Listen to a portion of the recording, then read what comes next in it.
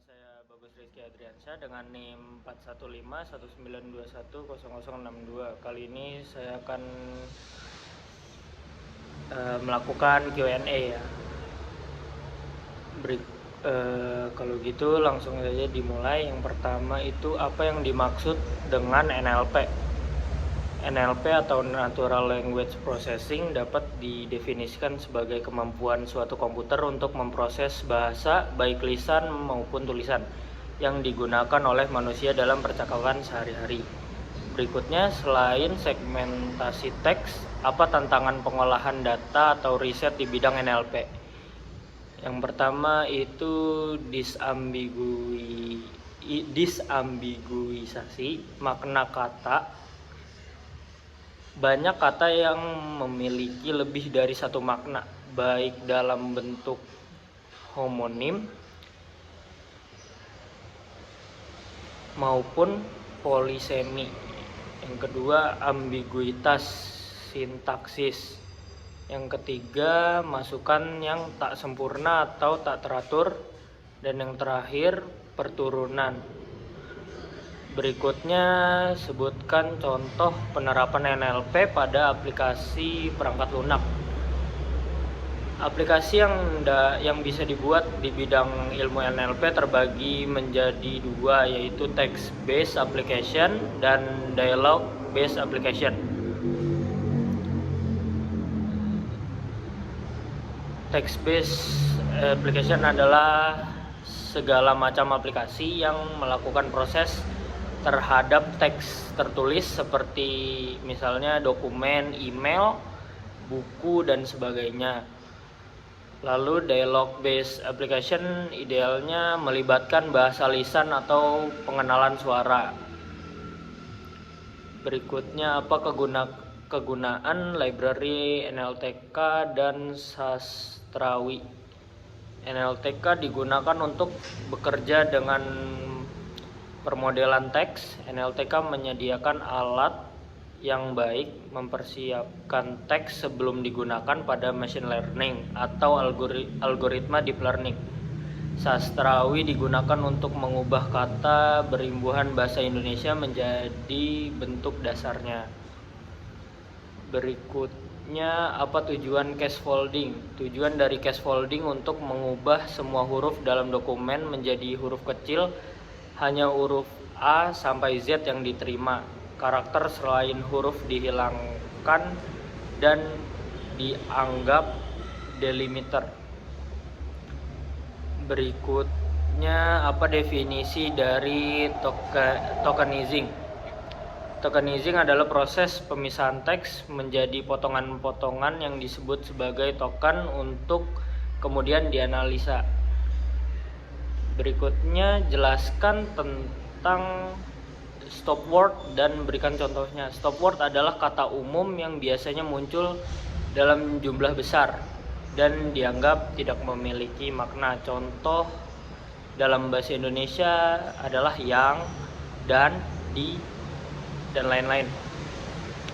Berikutnya, apa algoritma yang dapat digunakan untuk stemming teks bahasa Indonesia? Dengan menggunakan sastrawi, tidak seperti bahasa Inggris yang hanya perlu menghilangkan sufiks. Bahasa Indonesia menghilangkan baik itu sufiks atau prefix. Berikutnya, apa tujuan dari word embeddings? Tujuan dari word embeddings adalah mengkonversi kata yang berupa karakter alfanumerik ke dalam bentuk vektor. Berikutnya, sebutkan dan jelaskan model arsitektur dari word to vec. Terdapat dua model arsitektur yang dapat digunakan pada word to vec, yaitu SIBO dan skipgram. Berikutnya, apa definisi dari back of word? Back of word adalah strategi feature engineering tradisional untuk data tekstual yang populer digunakan. Berikutnya, jelaskan mengenai metode atau algoritma fast text. Metode fast text mempelajari representasi kata dengan mempertimbangkan informasi subword. Setiap kata direpresentasikan sebagai sekumpulan karakter n-gram.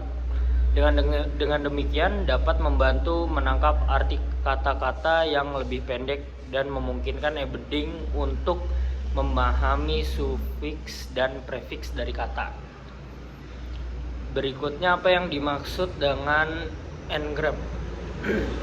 N-gram adalah suatu metode pengolahan dokumen yang biasanya digunakan dalam spelling correction, word prediction, dan pengolahan lainnya. Selanjutnya, jelaskan contoh penerapan n-gram. Pada proses n-gram ini akan mengambil sejumlah n kata sebagai suatu term dan menghitung berapa banyak kata itu muncul. Selanjutnya, jelaskan definisi dari smoothing. Smoothing adalah teknik untuk memungkinkan model menebak suatu kata yang mengikuti kata lain dan tidak pernah terobservasi sebelumnya. Berikutnya, jelaskan mengenai Laplace smoothing. Laplace smoothing merupakan teknik smoothing paling sederhana, yaitu dengan menambahkan nilai 1 ke setiap frekuensi kehadiran diagram sebelum dilakukan normalisasi untuk memperoleh probabilitas. Berikutnya, apa yang dimaksud dengan backoff dan interpolasi? Backoff adalah keadaan di mana kita tidak memiliki cukup data untuk mempercayai ke model sehingga pindah ke language model yang lebih rendah. Akan digunakan trigram jika memiliki bukti yang cukup baik. Jika tidak, maka menggunakan diagram. Dan jika tidak menggunakan unigram, interpolasi adalah menggabungkan probabilitas dari semua n-gram, memberikan bobot, dan mengkombinasi frekuensi trigram, diagram, dan unigram. Berikutnya, jelaskan mengapa Kine-Sherney smoothing memiliki kinerja yang baik. Algoritma Kine-Sherney terinterpolasi menggunakan metode smoothing berkinerja terbaik dan sangat sering diaplikasikan. Kine-Sherney discounting memanfaatkan discounting absolut dengan cara yang lebih canggih untuk menangani distribusi unigram orde yang lebih rendah. Berikutnya, apa latar belakang munculnya metode stupid backoff? Branch DKK 2007 memperlihatkan bahwa algoritma yang lebih sederhana sudah cukup untuk menangani model bahasa yang sangat besar. Algoritma bernama stupid backoff ini memunculkan ide percobaan untuk membuat model bahasa suatu distribusi probabilitas murni. Yang terakhir, apa dasar pemikiran dari metode Good-Turing smoothing? Pemikiran dasar dari Good-Turing smoothing adalah memanfaatkan count atau frekuensi sesuatu yang telah dilihat sekali untuk membantu mengestimasi frekuensi dari suatu yang belum pernah terlihat. Mungkin cukup Q&A-nya di situ aja. Terima kasih. Wassalamualaikum warahmatullahi wabarakatuh.